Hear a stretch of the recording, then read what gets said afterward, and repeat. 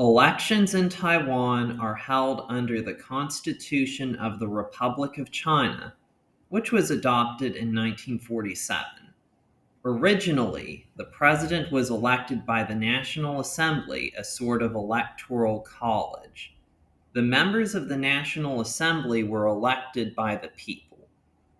In November 1947, elections for the 3,045 seats of the National Assembly were held in areas controlled by the nationalist government.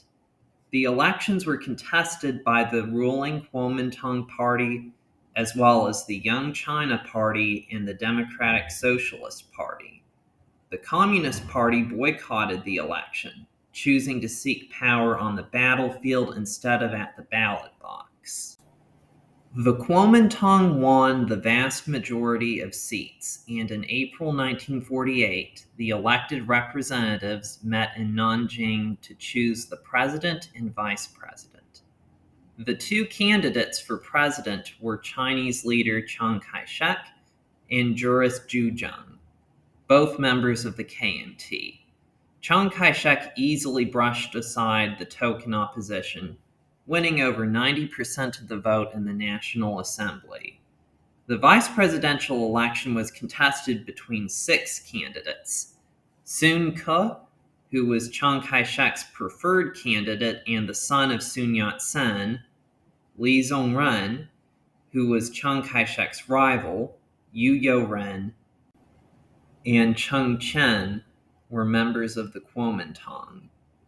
Mo De-hui was an independent, and Fu-lin was a member of the Democratic Socialist Party. On the 4th ballot, Sun-kuo was defeated by Li Zongren. While Chiang Kai-shek won the election in a landslide, he was rapidly losing control of China. The nationalist government declared martial law under the temporary provisions against the Communist Rebellion. In late 1949, the government of the Republic of China relocated to Taiwan, while still claiming to be the rightful government of all of China. Half of the National Assembly came to Taiwan with Chiang Kai-shek, and since most of them represented districts under communist control, they wouldn't ever have to run for re-election. The next election was scheduled for 1954. Chiang Kai-shek would be challenged by Fu-lin of the Democratic Socialist Party. Chiang defeated Shu 1,507 to 48. Vice President Li Zongren was not among those who retreated to Taiwan with the government, which is unsurprising since he hated Chiang Kai-shek. The Kuomintang nominated former general and governor of Taiwan Chen Cheng for vice president.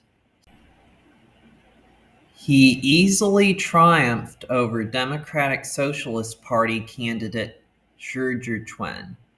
Fu-lin died in 1958, and the Kuomintang would not be challenged in a presidential election again until 1996.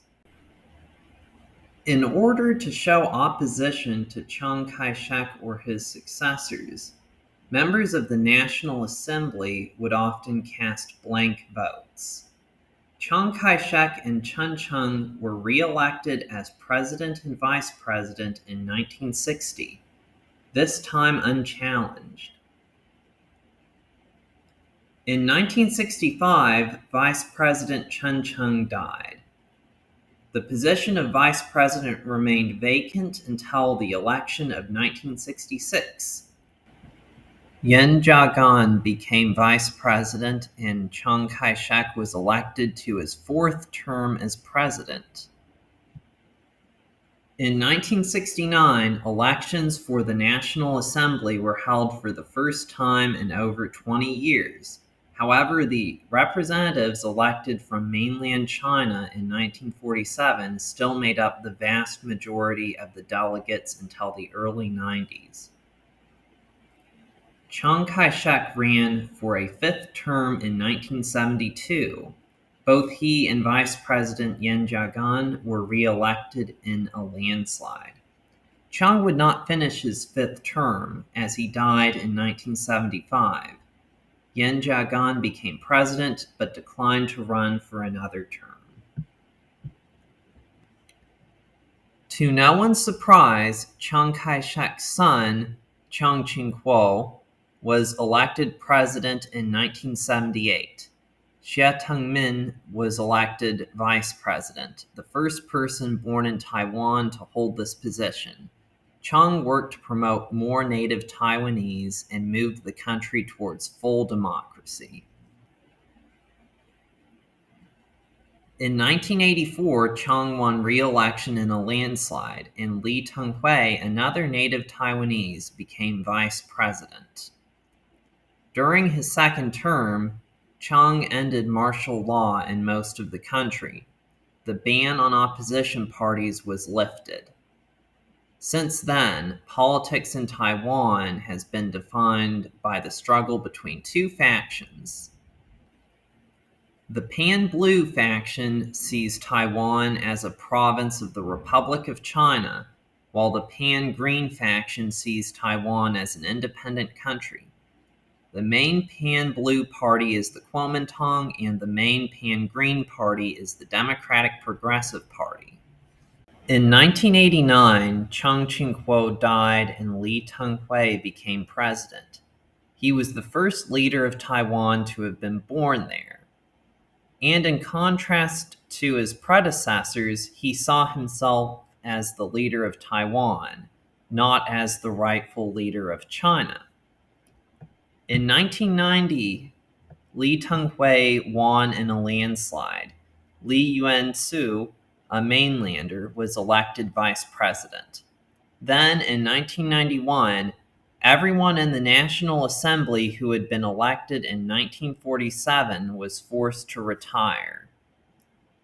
Then, in 1994, the Constitution was amended, and since then, the president would be elected by the popular vote, with only the plurality of the vote necessary to win.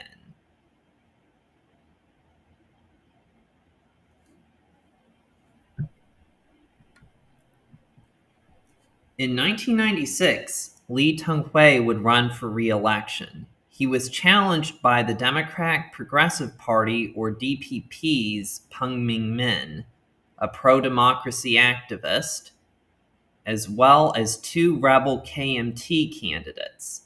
Many in the KMT saw Li as betraying the party's principles because of his flat-out opposition to Chinese reunification. One KMT rebel was Yang-kang, who had challenged Li for the party's leadership earlier. Another KMT rebel was Chen Lian, the son of Chiang Kai-shek's vice president Chen Cheng, who ran a campaign where he promoted Buddhist values and dressed as a Buddhist ascetic. The People's Republic of China launched missile tests around Taiwan in the 8 months leading up to the election. This was intended to dissuade voters from backing Teng-hui, but it backfired. Li won more votes than all of his competitors combined. He won 54%, while his closest competitor, Ming-min, won only 21%. Lian Chan was elected vice president. In 2000, the KMT was still dealing with factionalism and infighting. Vice President Lian Chan became the KMT candidate for president due to Teng-hui's support. Other KMT members backed the independent campaign of former governor of Taiwan, James Soong.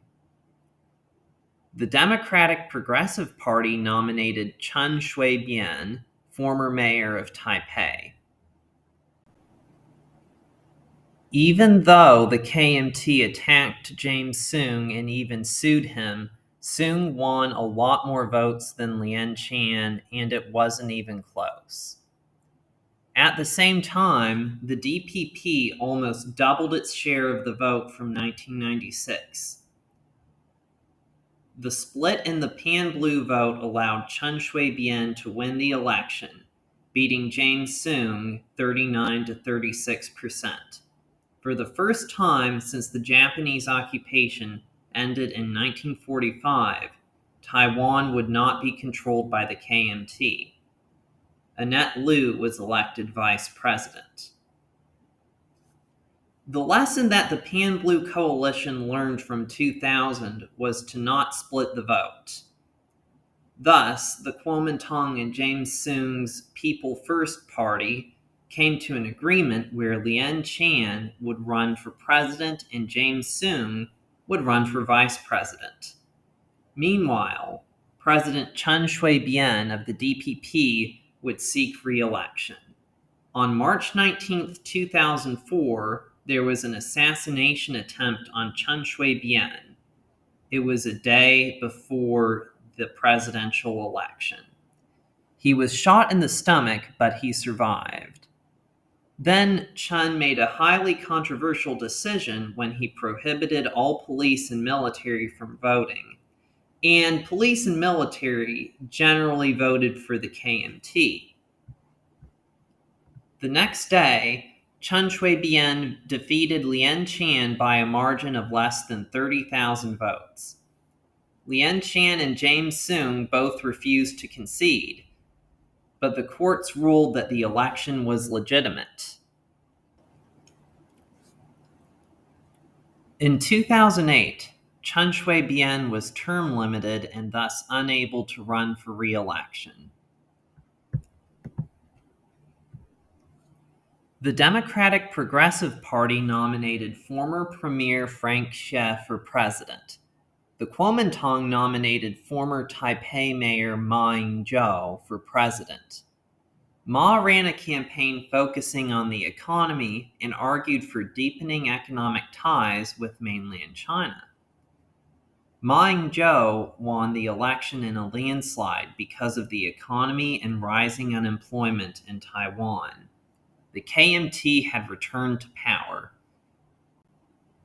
Vincent Xiao was elected vice president. In 2012, Ma Ying-jeou ran for re-election. This election would be more about cross-strait relations and Ma's pro-China position. Vice President Vincent Xiao chose not to run for re-election, so Wu Den-yi became Ma's running mate. He was challenged by DPP candidate Tsai Ing-wen, someone you've probably heard of. Also, James Soong decided to run for president again. This split the pan-blue vote again, but not enough for the DPP to win. Ma defeated Tsai by a margin of about 6%. Ma Ying-jeou was re-elected and Wu Den-yi became vice president. In 2016, Ma Ying-jeou was term limited, and he and his party were becoming unpopular anyway due to some treaties and agreements signed with the People's Republic of China. The Kuomintang originally nominated Heng Xiuqiu, but after she performed horribly in the polls, the party pressured her to step aside in favor of Eric Chu, the mayor of New Taipei. Both the DPP's Tsai Ing-wen and the People First Party's James Soong would run again in this race. Because of the unpopularity of the KMT, Tsai Ing-wen won the election, defeating Chu by a margin of 25%. As of 2023, this is the biggest electoral defeat in the KMT's history. Tsai became president, and as of 2023, she is still the president. Chen Qingzhen was elected vice president. Tsai Ing-wen was unpopular for much of her first term, leading the KMT to be hopeful for 2020. However, in 2019, the anti-extradition protests in Hong Kong began, and China's popularity hit new lows in Taiwan. This was really bad news for the KMT, a party heavily tied to Chinese identity.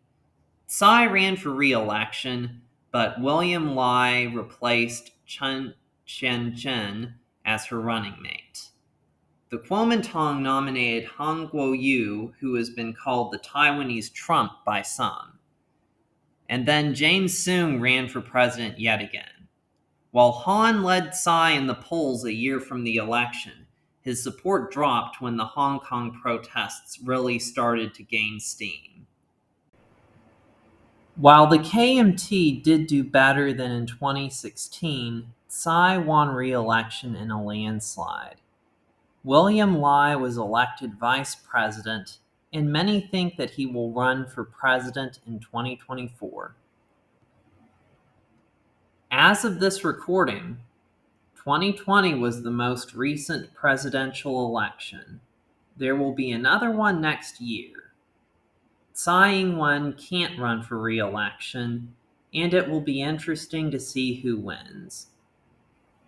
This is just an overview, and I plan on making individual videos for most of these elections where I go into more detail, and I've already made one for the 1948 presidential election that's longer than this video. So like and subscribe if you want to see more of this kind of content.